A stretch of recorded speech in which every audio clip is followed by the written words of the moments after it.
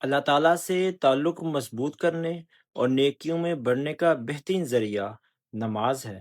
حضرت امیر المومنین عید اللہ تعالیٰ بن نصر عزیز فرماتے ہیں کہ نمازیں نیکی کا بیج ہیں، پس نیکی کے اس بیج کو ہمیں اپنے دلوں میں اس حفاظت سے لگانا ہوگا اور اس کی پرورش کرنی ہوگی کہ کوئی موسمی اثر اس کو ضائع نہ کر سکے۔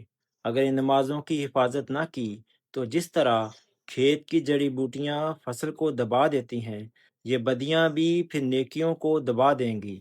حضور فرماتے ہیں کہ اس بات کو ہمیں کبھی نہیں بھولنا چاہیے کہ نمازیں روحانی حالت کے سنوارنے کے لیے ایک بنیادی چیز ہیں، جس کے بغیر انسان کا مقصد پیدائش پورا نہیں ہوتا۔ بس ہر احمدی کو کوشش کرنی چاہیے کہ اپنی نمازوں کو وقت پر ادا کرے، اس کے لیے بھرپور کوشش کرے، کیونکہ ایک مومن پر ان کا وقت پر ادا کرنا بھی فرض ہے جو اللہ تعالیٰ نے قرار دیا ہے۔